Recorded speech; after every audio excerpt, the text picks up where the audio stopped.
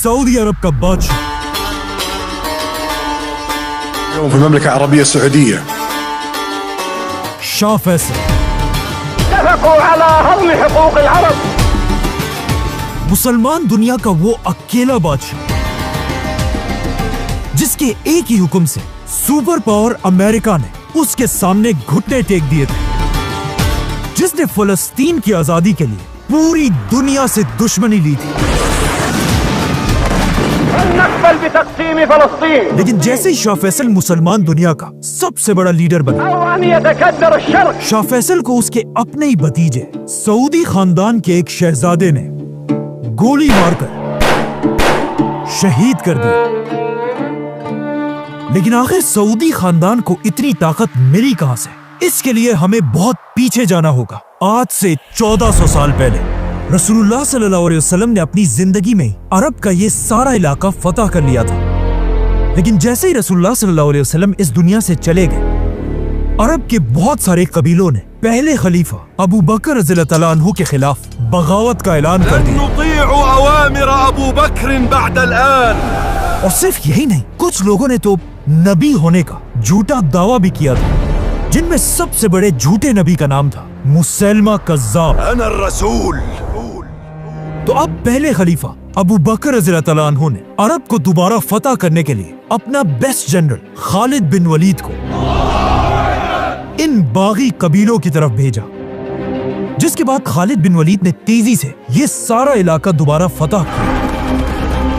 और आखिर उनकी लड़ाई तारीख के सबसे बड़े झूठे नबी मुसैलमा कज़्ज़ाब से हुई, जंगे यमामा। इस जंग में खालिद बिन वलीद ने मुसैलमा कज़्ज़ाब और उसके कबीले बनु हनीफा को ऐसा हराया कि अगले 1000 साल तक बनु हनीफा दोबारा अपने पैरों पर खड़े नहीं हो सके। लेकिन 1000 साल के बाद मुसैलमा के कबीले बनु हनीफा से एक नया बादशाह सामने आया, सऊदी खानदान का पहला बादशाह, जिसका नाम था मोहम्मद बिन सऊद। जब सऊद बादशाह बना, उस वक्त दुनिया की सबसे बड़ी ताकत उस्मानिया खिलाफत थी, जिसमें ज्यादातर उस्मानी बादशाह सूफीज्म को फॉलो करते थे। और उस्मानिया सल्तनत के दौर में मक्का का यह हाल था कि मक्का की ग्रैंड मस्जिद में रोज एक ही नमाज पढ़ने के लिए 4 अलग इमाम खड़े होते थे, हनफी, शाफी, मालिकी और हम्बली। और इनमें से कोई भी एक दूसरे के इमाम के पीछे नमाज नहीं पढ़ता था। ये सब देखकर अरब में एक स्कॉलर ऐसा था जो इस सिस्टम से बिल्कुल खुश नहीं था, मोहम्मद बिन अब्दुल वहाब। लेकिन जैसे ही वो इस सब के खिलाफ आवाज उठाने लगे, लोगों ने उन्हें अपने ही शहर से निकाल दिया।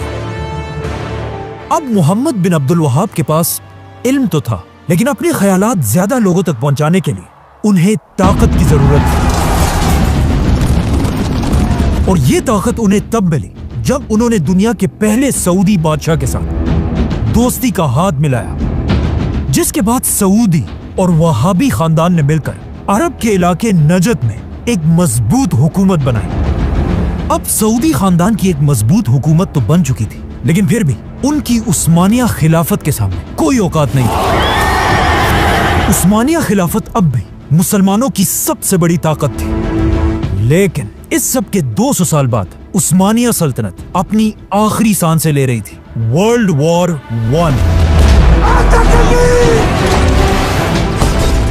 जिसमें एक बार फिर ब्रिटिश एम्पायर और उस्मानिया खिलाफत एक दूसरे के आमने सामने हुए। और ब्रिटिश एम्पायर को अच्छी तरह पता था कि हम उस्मानिया खिलाफत को तब तक नहीं तोड़ सकते जब तक उनके साथ अरबों का सपोर्ट है। तो ऑफ कोर्स ब्रिटिश एम्पायर ने अपना फुल जोर लगाया कि किसी तरह अरब के लोग उस्मानिया सल्तनत के खिलाफ बगावत कर दें। लेकिन यह कोई आसान काम नहीं था। ब्रिटिश एम्पायर को इस काम के लिए एक बहुत ही ताकतवर अरब लीडर की जरूरत थी। और आखिर बहुत ढूंढने के बाद अंग्रेजों को यह लीडर मिल गया, मक्का का शरीफ हुसैन, जो कोई आम इंसान नहीं था, बल्कि उसका ताल्लुक रसूलुल्लाह सल्लल्लाहु अलैहि वसल्लम के खानदान से था। और वो खुद भी एक बहुत बड़ा स्कॉलर था। ब्रिटिश एम्पायर ने शरीफ हुसैन और अरब के लोगों के साथ एक वादा किया कि अगर हम उस्मानिया सल्तनत से ये जंग जीत गए, हम दुनिया से खिलाफत खत्म नहीं करेंगे, बल्कि हम तुर्कों से खिलाफत छीनकर वापस अरबों को मुसलमानों का खलीफा बनाएंगे। ये सुनकर ऑफ कोर्स अरब के लोग बहुत खुश हुए और उन्होंने ब्रिटिश एम्पायर के साथ मिलकर उस्मानिया सल्तनत के खिलाफ बगावत कर दी। और आखिर अरबों की ही इस बगावत की वजह से खिलाफत उस्मानिया, जो पहले इतने बड़े इलाके पर फैली हुई थी, अब सिर्फ इतनी सी रह गई। तो अब वेट, मिशन तो पूरा हो चुका था, मतलब ब्रिटिश एम्पायर को अब खिलाफत शरीफ हुसैन को दे देनी चाहिए थी। लेकिन ब्रिटिश एम्पायर ने कहा नहीं, और उन्होंने शरीफ हुसैन के सामने एक बहुत ही खतरनाक शर्त रखी कि हम तुम्हें मुसलमानों का खलीफा तो बना देंगे, लेकिन तुम्हें फलस्तीन को यहूदियों के हवाले करना होगा। लेकिन फलस्तीन को बेचने की अंग्रेजों की इस ऑफर को शरीफ हुसैन ने फाड़ दिया। ब्रिटिश एम्पायर को यह देखकर शरीफ हुसैन पर बहुत गुस्सा है कि हमारे इस पपेट की इतनी हिम्मत कि वो हमें आंखें दिखाई। लेकिन शरीफ हुसैन ने फलस्तीन यहूदियों के हवाले नहीं किया। यह देखकर ब्रिटिश एम्पायर ने अपना सारा सपोर्ट शरीफ हुसैन से हटा दिया, जिसके बाद एक ऐसी अजीब सिचुएशन बनी कि पूरी दुनिया में अरबों का कोई भी बड़ा लीडर नहीं था। और ये सब देखकर इस मौके का सबसे बड़ा फायदा एक जवान अरब लीडर ने उठाया, सऊद खानदान का किंग अब्दुल अजीज। अब अब्दुल अजीज शरीफ हुसैन से बिल्कुल ऑपोजिट था। उसे कोई परवाह नहीं थी कि अगर दुनिया से खिलाफत खत्म होती है तो होने दो, अगर फलस्तीन यहूदियों को मिलता है तो मिलने दो।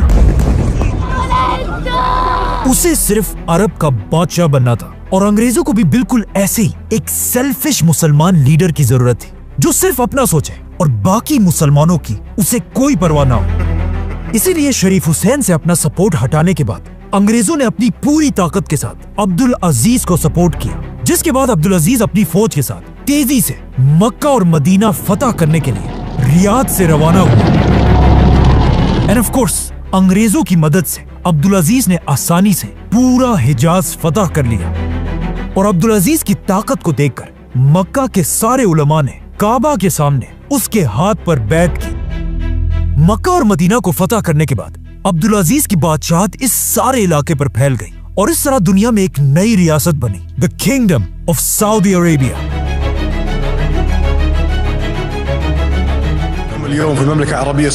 और अब्दुल अजीज इसका पहला बादशाह। सबसे पहले किंग अब्दुल अजीज ने सऊदी अरब को दो बड़े हिस्सों में डिवाइड किया। एक हिस्सा नजद, जिसमें सऊदी खानदान का कैपिटल रियाद था, जिसका गवर्नर उसने अपने बड़े बेटे सऊद बिन अब्दुल अजीज को बनाया। और दूसरा हिस्सा हिजाज, जहां इस्लाम की सबसे होली साइट्स थी, मक्का और मदीना। और यहाँ का गवर्नर बादशाह ने अपने दूसरे बेटे को बनाया, प्रिंस फैसल। अब जैसे ही सऊदी अरब एक स्टेट बना, सऊदी के बिल्कुल पास ही एक मुल्क बहरीन में अरब का सबसे पहला ऑयल का कुआं डिस्कवर हुआ। ये देखकर अब्दुल अजीज ने भी अपने अंग्रेज दोस्तों के साथ मिलकर सऊदी अरब में तेल ढूंढना शुरू किया। लेकिन अगले 6 साल तक ढूंढने के बाद भी उन्हें ऑयल का एक कतरा भी नहीं मिला। इन्हीं अंग्रेज साइंटिस्ट ने बाद में अपनी किताब में लिखा है कि एक दिन अरब के डेजर्ट से एक गरीब आदमी उनके पास आया और हमें हाथ से पकड़कर सऊदी अरब के इलाके दमाम की तरफ लेकर गया और हमें कहा यहाँ पर ढूंढो, वो तुम्हें यहीं पर मिलेगी। जो चीज तुम्हें चाहिए वो तुम्हें यहाँ मिलेगी। और इस तरह सऊदी अरब में दुनिया की सबसे बड़ी ऑयल की डिस्कवरी हुई। The world's largest supplier of oil. Now, जैसे ही सऊदी में ऑयल की डिस्कवरी हुई, अब्दुल अजीज की किस्मत इतनी अच्छी थी कि उसके सिर्फ 1 साल बाद दुनिया की सबसे बड़ी जंग शुरू हुई, वर्ल्ड वॉर 2।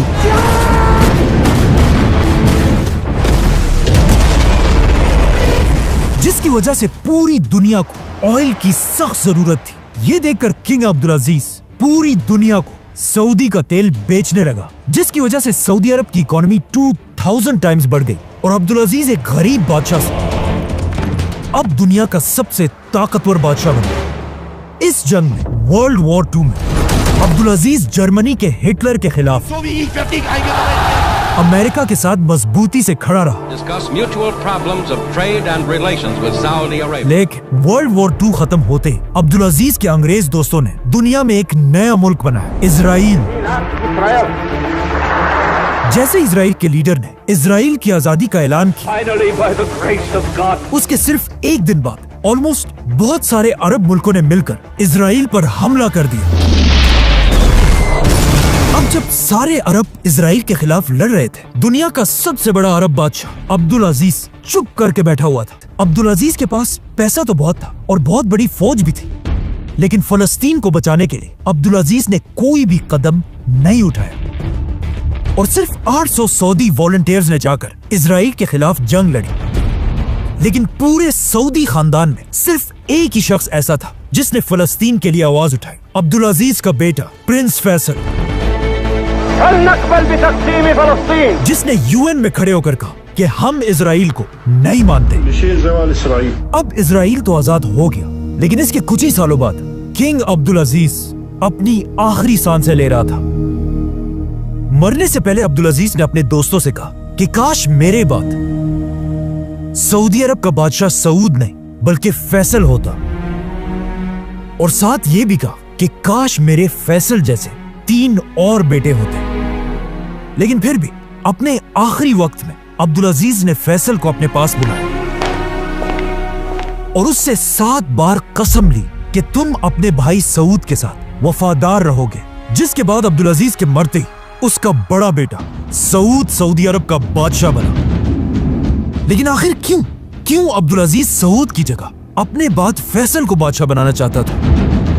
क्योंकि उसे पता था कि उसका बड़ा बेटा सऊद एक बहुत ही अय्याश आदमी है। सऊद की 4 बीवियां और उसके हरम में 100 से ज्यादा लौंडियां थी और सऊद के टोटल 115 बच्चे थे और उसकी ये सारी फैमिली उसके 24 लग्जरी पैलेसेस में रहती थी। और सऊद की शराब पीने की आदत का सबको पता था। सऊद ने बादशाह बनते ही सऊदी अरब का सारा खजाना अपने खानदान पर लुटाना शुरू किया। सऊद ने ऐलान किया कि आज के बाद हर शहजादे को खजाने से करोड़ों रुपए दिए जाएंगे। और सिर्फ यही नहीं, सऊद ने कर्जे ले लेकर सारे रॉयल शहजादों के लिए $1 बिलियन के पैलेसेस बनाने का हुक्म दिया, जिससे सऊदी अरब पर कर्जा डबल नहीं बल्कि ट्रिपल से भी बढ़ गया। अब जब सऊद सऊदी अरब का सारा पैसा अपनी अय्याशियों पर उड़ा रहा था, उसके खानदान में सिर्फ एक शख्स ऐसा था जो उसे बार बार इस सब से रोक रहा था, सऊद का भाई शाह फैसल। लेकिन सऊद ने शाह फैसल की बातें नहीं मानी, क्योंकि उसे पता था कि हम जितना भी कर्जा लें हमें कोई फर्क नहीं पड़ता। लेकिन ये उसकी बहुत बड़ी गलतफहमी थी, क्योंकि बहुत जल्द सऊद का सारा गुरूर टूटने वाला था। अब तक दुनिया में ऑयल सिर्फ सऊदी और कुछ ही बाकी कंट्रीज में था, लेकिन आहिस्ता आहिस्ता दुनिया के बाकी इलाकों में भी ऑयल डिस्कवर होना शुरू हुई, जिससे दुनिया में ऑयल की सप्लाई तेजी से बढ़ने लगी। अब जब ऑयल की सप्लाई पूरी दुनिया में बहुत ही ज्यादा बढ़ गई, तो ऑफ कोर्स ऑयल की प्राइस नीचे गिरने लगी और सऊदी अरब के खजाने खाली होने लगे। अब सऊद फंस चुका था, क्योंकि उसने कर्जे बहुत ज्यादा ले लिए थे और उन्हें वापस करने के लिए सऊद के पास पैसे नहीं थे। लेकिन इस सब के बाद भी सऊद अपनी अय्याशी की जिंदगी गुजारता रहा। ये देखकर सऊद को उसके भाई फैसल ने बहुत समझाया कि तुम्हारी इन अय्याशियों से ये मुल्क तबाह हो जाएगा। लेकिन सऊद ने फैसल की बात नहीं मानी। आखिर फैसल ने गुस्से में आकर अपनी प्राइम मिनिस्टर की पोस्ट से रिजाइन कर दी और सऊदी अरब छोड़कर चला गया। फैसल के जाने के बाद सऊदी अरब के हालात और भी ज्यादा खराब हो गए और सिर्फ 2 सालों में सऊदी अरब तारीख में पहली बार बैंकरप्ट होने के बिल्कुल करीब खड़ा था। ये सब देखकर सबको समझ आ गई कि अब सऊदी अरब को तबाह होने से सिर्फ एक ही आदमी बचा सकता है, शहजादा फैसल। ये देखकर सऊदी खानदान और वहाबी खानदान ने मिलकर फैसल के सामने हाथ जोड़े कि आप प्लीज अपने भाई सऊद को हटाकर खुद सऊदी अरब के बादशाह बन जाएं, वरना ये मुल्क तबाह हो जाएगा। अब आप ही हमारी मदद कर सकते। लेकिन फैसल ने कहा नहीं, मैं ऐसा नहीं कर सकता, क्योंकि फैसल को वो दिन याद था जब उसने अपने बाप अब्दुल अजीज के सामने कसम खाई थी कि वो हमेशा सऊद के साथ वफादार रहेगा। इसीलिए फैसल ने कहा कि नहीं, बादशाह सऊद ही रहेगा, मैं उसके अंडर प्राइम मिनिस्टर बनकर सऊदी अरब को बचाने की कोशिश करूंगा। सऊद ने फैसल की ये ऑफर एक्सेप्ट कर ली और सारी ताकत प्राइम मिनिस्टर फैसल के हवाले कर दी। फैसल ने आते ही सबसे पहले शहजादों की सारी अयाशियां खत्म कर दी, उनको दिए जाने वाले करोड़ों रुपए बंद कर दिए और इन शहजादों के लग्जरी पैलेसेस छीनकर वहां गवर्नमेंट ऑफिसेस बनाए। और सबसे बड़ा काम फैसल ने यह किया कि तारीख में पहली बार सऊदी अरब से स्लेवरी खत्म कर दी।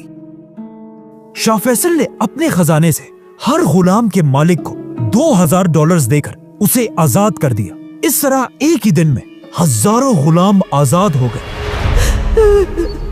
और सऊदी की इकोनॉमी ठीक करने के लिए शाह फैसल ने एक ताकतवर आदमी से कर्जा भी लिया, जो उस वक्त सऊदी का सबसे अमीर आदमी था, जिसका नाम था मोहम्मद बिन लादेन। फैसल ने पूरी दुनिया से इस्लामिक स्कॉलर्स को सऊदी बुलाया ताकि ये स्कॉलर्स सऊदी के एलीट खानदान के बच्चों को इस्लाम सिखा सके। बाय द वे, इन्हीं इस्लामिक स्कूल्स में उसी सऊदी के सबसे रिच आदमी मोहम्मद बिन लादेन का बेटा भी पढ़ता था, उसामा बिन लादेन। फैसल के इन जबरदस्त कामों से अब सऊदी अरब दोबारा मजबूत होने लगा, लेकिन पूरी दुनिया को अच्छी तरह पता था कि सऊद सिर्फ नाम का बादशाह है और सारी ताकत असल में फैसल के पास है। इस सब के दौरान किंग सऊद अमेरिका में आराम से बैठा हुआ था, लेकिन जब 1 साल के बाद वो वापस सऊदी आया और वापस आकर उम्रा करने के लिए गया, लेकिन उम्रा करने के दरमियान ही उसे समझ आ गई कि अब लोग उसे वो इज्जत नहीं दे रहे जो एक बादशाह को मिलनी चाहिए, और उसे समझ आ गई कि अब लोग उसे बादशाह समझते ही नहीं है। और यहाँ से सऊद आहिस्ता आहिस्ता अपने भाई फैसल से नफरत करने लगा। और सिर्फ यही नहीं, बल्कि उसके अयाश बेटे उसे फैसल के खिलाफ भड़काने लगे, क्योंकि फैसल ने आते ही इन सारे शहजादों की अयाशियां खत्म कर दी थी। तो अब सऊद और उसके बेटे मिलकर फैसल को हटाने की साजिश करने लगे। सऊद और उसके बेटे पैसे देकर लोगों को फैसल के खिलाफ करने लगे, जिसका फैसल को अच्छी तरह पता था, लेकिन फैसल ने बादशाह के खिलाफ कोई कदम नहीं उठाया। असल मसला तब बना जब सऊद ने फैसल की तरफ एक लेटर भेजा जिसमें लिखा था, फैसल, तुम अपनी औकात में रहो और याद रखो कि बादशाह मैं हूँ, और मैं तुम्हें हुक्म देता हूँ कि मेरे 2 बेटों को सऊदी अरब के टॉप मिनिस्टर्स बनाओ, वरना मैं अपनी रॉयल फौज भेजकर तुम्हें गिरफ्तार कर लूंगा। जैसे ही फैसल ने बादशाह का ये खत पढ़ा, उसने ये खत अपने भाई को दिया, जिसने सीधा जाकर बादशाह के मुंह पर ये खत फाड़ दिया। अपनी ये बेइज्जती देखकर बादशाह को बहुत गुस्सा आया और उसने फौरन अपनी रॉयल फौज फैसल को गिरफ्तार करने के लिए उसके महल की तरफ भेजी। बादशाह की रॉयल फौज ने जाकर फैसल के महल को हर तरफ से घेर लिया। लेकिन फनी बात यह कि फैसल के पास इतनी ताकत थी और उसका इतना रोब था कि जैसे ही फैसल अपने महल से बाहर निकला, बादशाह की फौज की कांपे टांगने लगी और उन्होंने फैसल को देखकर उसे गलती से सलूट कर दिया, जिसे देखकर फैसल इन गार्ड्स पर हंसने लगा। लेकिन फिर भी ये गार्ड्स फैसल को गिरफ्तार करने के लिए खड़े रहे। यहां तक कि कहा जाता है कि बादशाह ने फैसल को मारने की कोशिश भी की। ये सब देखकर आखिर फैसल ने अपने बाप से की हुई कसम तोड़ दी और कहा अब और बस है। सऊद सारी हदें पार कर चुका है। अब सऊद के पास तो सिर्फ थोड़े से रॉयल गार्ड्स थे, लेकिन सऊदी अरब की पूरी फौज फैसल को अपना लीडर मानती थी। तो सबसे पहले फैसल ने हुक्म दिया कि सारे पैलेसेस से हमारी औरतों और बच्चों को निकाल दिया जाए, क्योंकि अब फैसला तलवार से होगा। फैसल के एक ही इशारे से पूरी सऊदी फौज तेजी से बादशाह के महल की तरफ बढ़ने लगी और बादशाह के महल को हर तरफ से घेर लिया। अब फैसल और सऊद एक स्टैंड ऑफ में खड़े थे, लेकिन फैसल की फौज बादशाह से बहुत ज्यादा थी, इसीलिए बादशाह अपनी फौज को लेकर पीछे हट गया और हालात इतने बिगड़ चुके थे कि अब इन दोनों भाइयों फैसल और सऊद का फैसला करने के लिए सऊदी अरब का मुफ्ती आजम मक्का से कैपिटल की तरफ आया, जो वहाबी खानदान का लीडर था। सऊद ये देखकर हैरान रह गया कि उसका अपना खानदान और सऊदी अरब के सारे उलमा बादशाह को छोड़कर फैसल के साथ खड़े थे। लेकिन क्यों, आखिर क्यों सब बादशाह को छोड़कर फैसल के साथ खड़े थे? इसकी दो बड़ी रीजंस है। एक तो फैसल ऑफ कोर्स एक बहुत ही ज़हीम और जबरदस्त लीडर था, लेकिन इसकी एक और भी इम्पोर्टेंट वजह थी। इस सब से 200 साल पहले अरब के दो बड़े खानदान सऊद और वहाबी खानदान ने मिलकर पहली सऊदी रियासत बनाई थी, और आज तक यही दो खानदान सऊदी अरब के सबसे पावरफुल खानदान थे। और फैसल ऐसा अकेला आदमी था जो इन दोनों खानदानों का शहजादा था, क्योंकि फैसल का बाप अब्दुल अजीज सऊद खानदान से था और उसकी माँ तरफा मोहम्मद बिन अब्दुल वहाब के खानदान से थी। इसीलिए अब दोनों खानदानों ने मिलकर बादशाह सऊद के खिलाफ शहजादे फैसल को सपोर्ट किया। आखिर ये सब देखकर फाइनली सऊद अपने तख्त से हट गया और शहजादा फैसल सऊदी अरब का नया बादशाह बना। King Faisal, a desert warrior. أن يتكدر الشرق और बादशाह बनते ही फैसल ने अपनी पहली स्पीच की ونحن حينما نصارع और कहा कि ए लोगों, मुझे अपना बादशाह नहीं बल्कि अपना दोस्त और नौकर समझो, ونحن أيها الإخوة क्योंकि तुम्हारा बादशाह मैं नहीं बल्कि इस पूरी कायनात का सिर्फ एक ही बादशाह है। और मेरा ये तख्त कोई तख्त नहीं, तख्त भी सिर्फ अल्लाह का ही है। अब फैसल बादशाह तो सऊदी अरब के उलमा के सपोर्ट से बना था, लेकिन बादशाह बनते ही शाह फैसल ने कुछ ऐसे काम किए जिससे उलमा फैसल के खिलाफ होने लगे। फैसल ने बादशाह बनते ही लड़कियों के स्कूल्स, यूनिवर्सिटीज और इवन सऊदी अरब का पहला टीवी चैनल भी खोला, जिसमें मेल एंकर्स तो थे, साथ ही एक फीमेल एंकर भी थी। लेकिन सऊदी अरब के उलमा ये सब बर्दाश्त नहीं कर सकते थे। यहाँ तक कि एक दिन एक यूनिवर्सिटी के प्रोफेसर ने सऊदी न्यूज़पेपर में एक आर्टिकल लिखा जो एक बहुत ही सिंपल सी बात थी कि जमीन हमेशा सूरज के गिर्द घूमती है, सूरज जमीन के गिर्द नहीं। ये न्यूज़पेपर पूरे सऊदी अरब में फैल गया, लेकिन जब इस आर्टिकल का सऊदी अरब के बड़े मुफ्ती शेख बिन बाज को पता चला तो उन्होंने ऐलान किया कि ये सब बिल्कुल झूठ है, और फिर खुद न्यूज़पेपर में आर्टिकल लिखा कि जमीन सूरज के गिर्द नहीं बल्कि सूरज जमीन के गिर्द घूमता है। जमीन तो साकिन है बेटा। शेख बिन बाज का ये आर्टिकल सिर्फ सऊदी में नहीं बल्कि पूरी दुनिया में फैल गया, जिसके बाद पूरी दुनिया में लोग सऊदी अरेबिया और उसके उलमा पर हंसने लगे, और इसी के साथ शाह फैसल का भी मजाक उड़ने लगा। जैसे ही फैसल को ये बात पता चली, उसने हुक्म दिया कि जिन न्यूज़पेपर्स में ये बात छपी है उन सारों को जमा करके आग लगा दी जाए, जिससे सऊदी उलमा और भी ज्यादा फैसल के खिलाफ खड़े होने लगे। बाय द वे, इस सब के 20 साल बाद एक सऊदी शहजादा पहली बार स्पेस गया और वहां उसने खुद अपनी आंखों से दुनिया को घूमते हुए देखा, और वापस आकर उसने ये बात मुफ्ती आजम को बताई, जिसके बाद शेख बिन बाज ने अपनी गलती एक्सेप्ट की और उस पर सबसे माफी मांगी। इन शॉर्ट, उस जमाने के सऊदी उलमा इतना सख्त थे कि उन्होंने इवन वनीला आइसक्रीम को भी हराम कह दिया था। लेकिन आखिर सऊदी उलमा और फैसल की जंग तब शुरू हुई जब उसने सऊदी का पहला टीवी चैनल बनाया। एंड ऑफ कोर्स सऊदी उलमा तो टीवी को हराम समझते थे, तो वो हर तरफ टीवी के खिलाफ प्रोटेस्ट करने लगे। यहां तक कि एक शहजादे ने जाकर फैसल के टीवी स्टेशन पर हमला कर दिया और वहां पुलिस ऑफिसर्स पर फायरिंग करने लगा।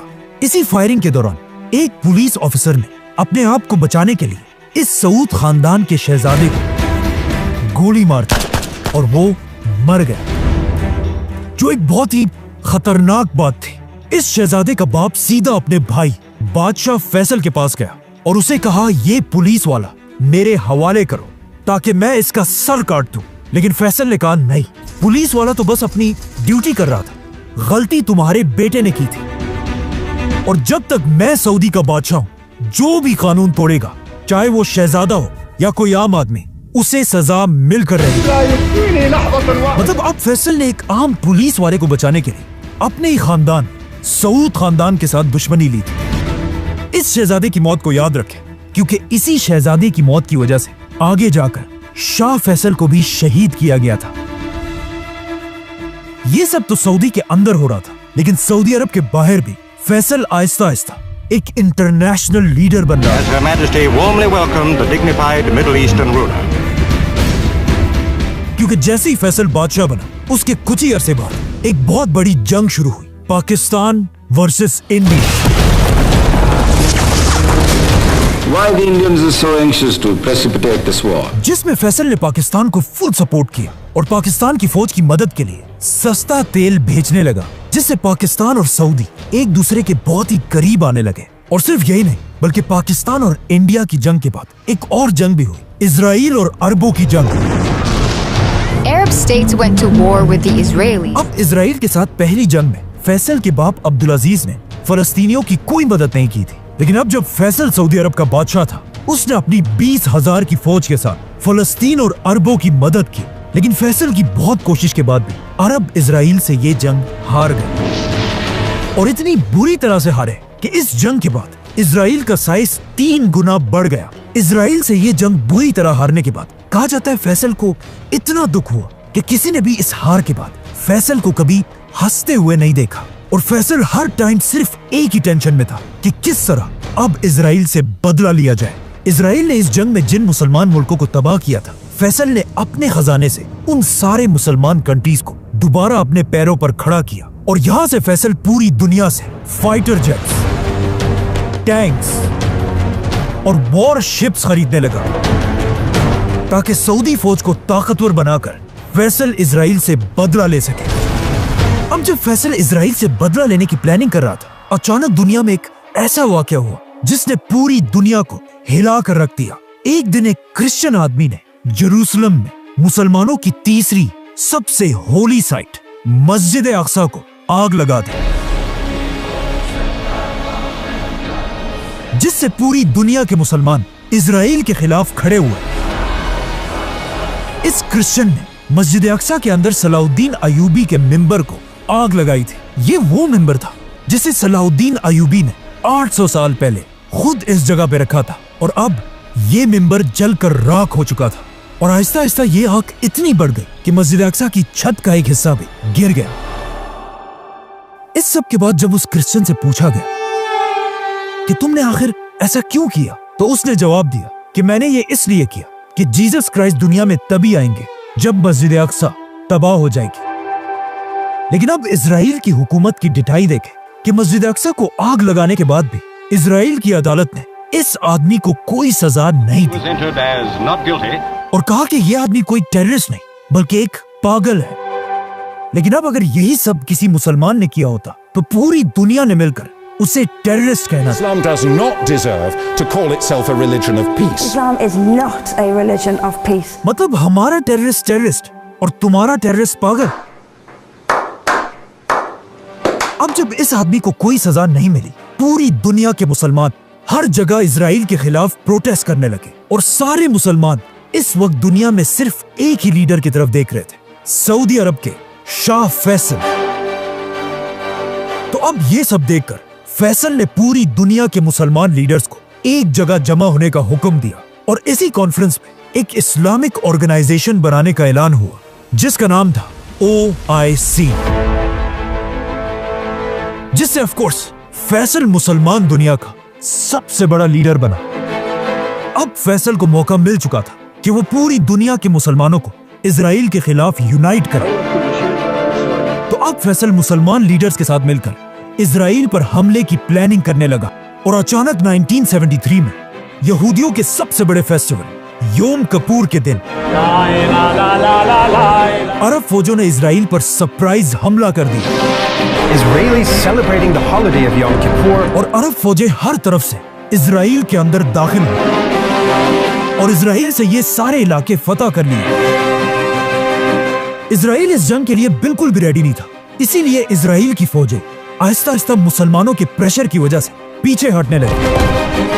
ये देखकर किंग फैसल ने मुसलमानों की फौज की तरफ मैसेज भेजा कि आज मेरे बेटों, तुमने हमारा सर फख्र से बुलंद कर दिया, लेकिन अब रुकना नहीं है, इजराइल के खिलाफ आगे बढ़ते रहो। ऐसा लग रहा था कि मुसलमान अब कुछ ही दिनों में इजराइल को बिल्कुल क्रश कर देंगे। लेकिन यहाँ इजराइल की मदद के लिए वो आया जिसका फैसल को डर था, सुपर पावर अमेरिका।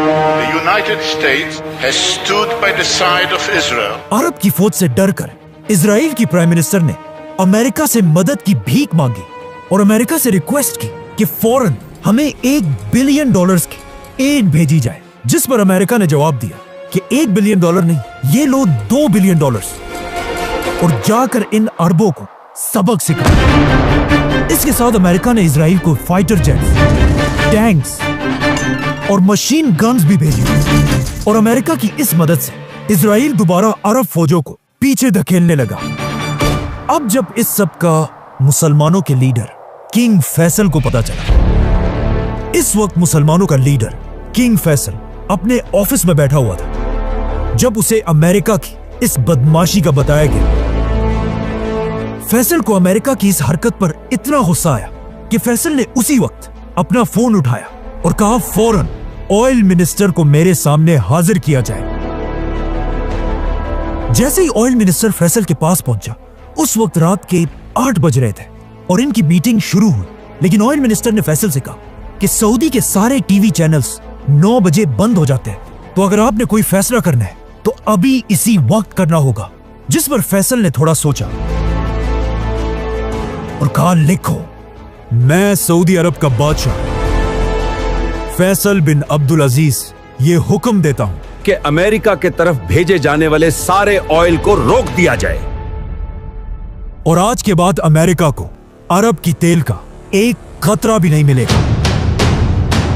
अरब में जिसके पास भी ऑयल था, उन सब ने फैसल के हुक्म पर लब्बैक कहा और अमेरिका की तरफ तेल भेजना बंद कर दिया। और अमेरिका खत्म, बाय बाय, टाटा, गया। क्योंकि अमेरिका अपना 80% ऑयल अरब कंट्रीज से खरीदता था।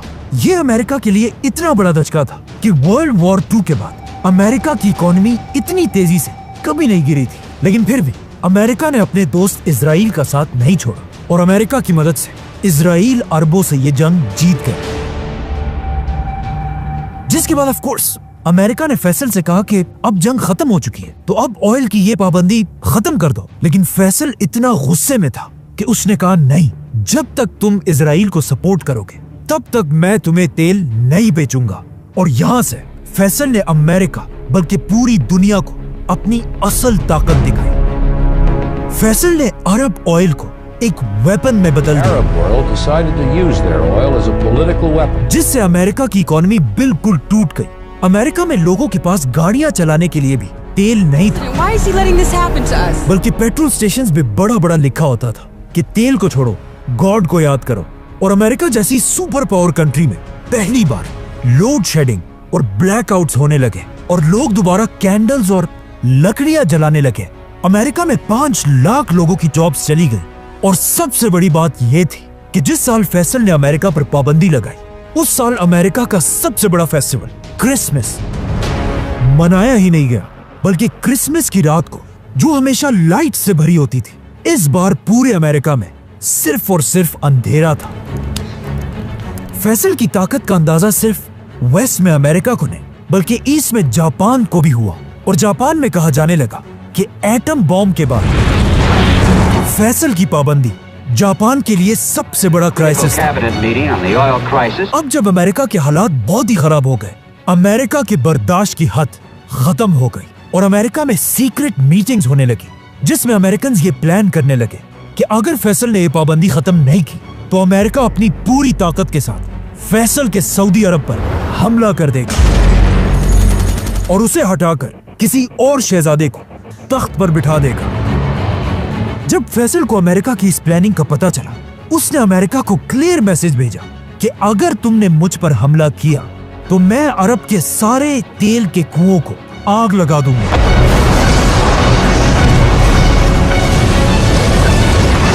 जिससे तुम्हारा अमेरिका तबाह हो जाएगा। ये सुनकर अमेरिका ने फैसल से कहा कि अगर तुम ऐसा करोगे तो तुम्हारा क्या होगा। जिस पर फैसल ने कहा कि हम तो हमेशा से डेजर्ट के गरीब लोग थे, हम पहले भी ऊंटों और खजूरों से गुजारा करते थे और अब भी दोबारा वही करेंगे, लेकिन तुम लोग तेल के बगैर जिंदा भी नहीं रह सकोगे। जिसके बाद फैसल ने अपनी फेमस स्पीच की और कहा, ऐ लोगों, मैं वो बादशाह नहीं हूँ जो ऑफिस में बैठकर टेलीफोन पर जंग करे, बल्कि जब जंग का वक्त आएगा तुम सब मुझे फौज के फ्रंट पर देखोगे और मुझे पता है कि हमारे इन खतरनाक फैसलों से वेस्ट और ईस्ट, सब हम पर गुस्सा है, लेकिन मुझे इस सब की कोई परवाह नहीं। फलस्तीन की आजादी के लिए हम हर हद तक जाएंगे। अगर पूरी अरब दुनिया मिलकर इजराइल को एक्सेप्ट कर ले, तब भी मैं अकेला इजराइल को कभी नहीं मानूंगा। अब पहली बार ऐसा लग रहा था कि उस्मानिया खिलाफत के टूटने के बाद एक बार फिर पूरी दुनिया के मुसलमान यूनाइट हो गए हैं और इनका लीडर है फैसल। मुसलमानों की इसी यूनिटी को इसके कुछ ही अरसे बाद ओआईसी की सबसे बड़ी कॉन्फ्रेंस में देखा गया, जो पाकिस्तान के शहर लाहौर में थी। और मुसलमान दुनिया के सारे बड़े लीडर्स गद्दाफी, भुट्टो, शेख मुजीब, यासिर अरफात सब शामिल थे, जहां पहली बार एक इस्लामिक एटम बॉम्ब की बात की गई। इसी कॉन्फ्रेंस में एक बहुत ही फेमस पिक्चर ली गई, जिसमें सारे बड़े लीडर्स मिलकर एक मस्जिद में बैठे हुए हैं। लेकिन अजीब बात यह है, इस पिक्चर में जितने भी लीडर्स हैं, उन सबको एक एक करके आगे जाकर मार दिया गया।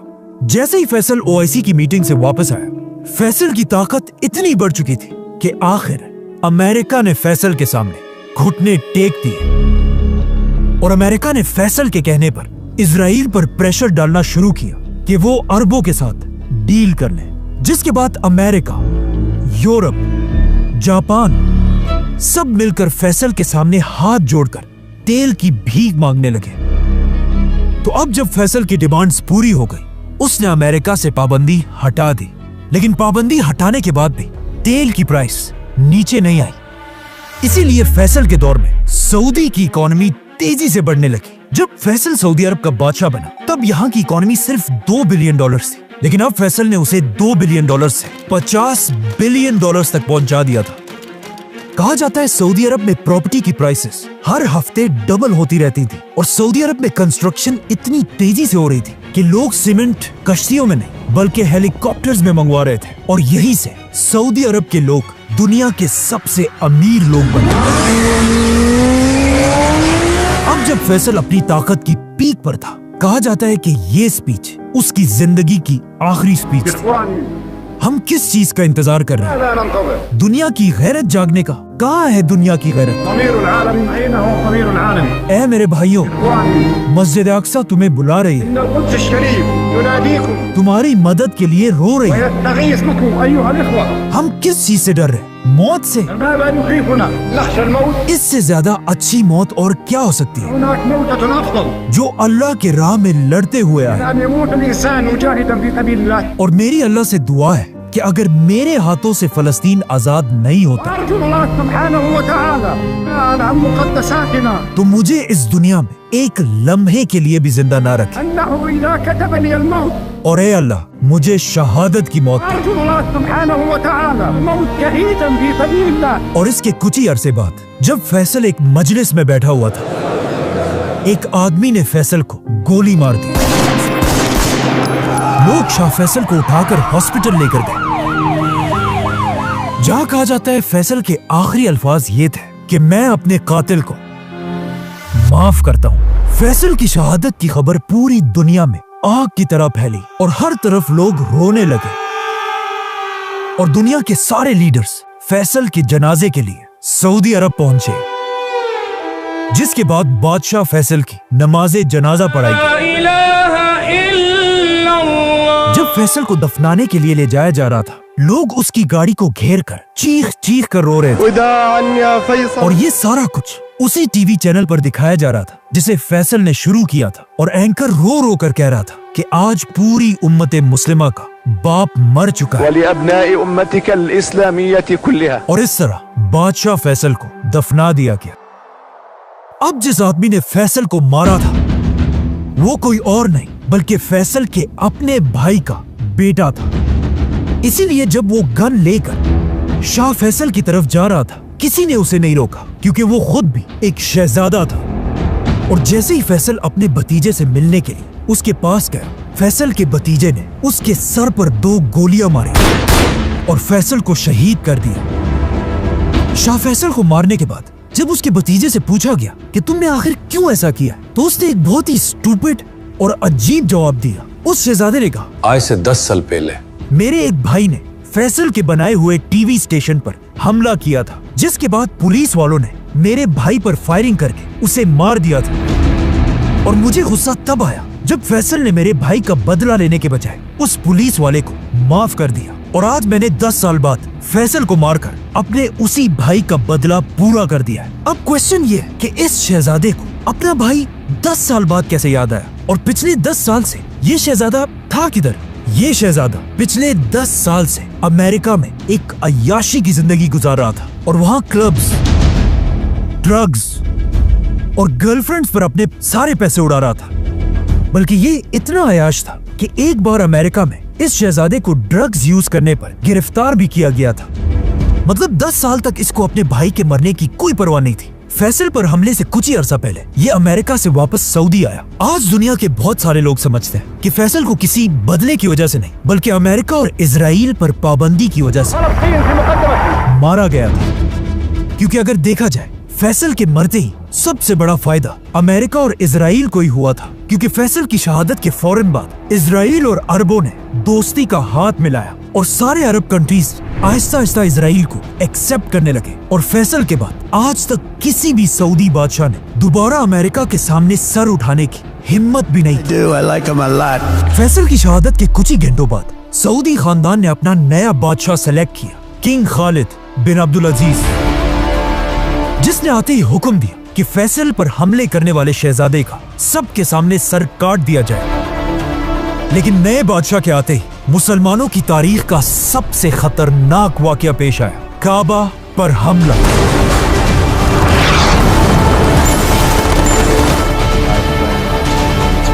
सब्सक्राइब।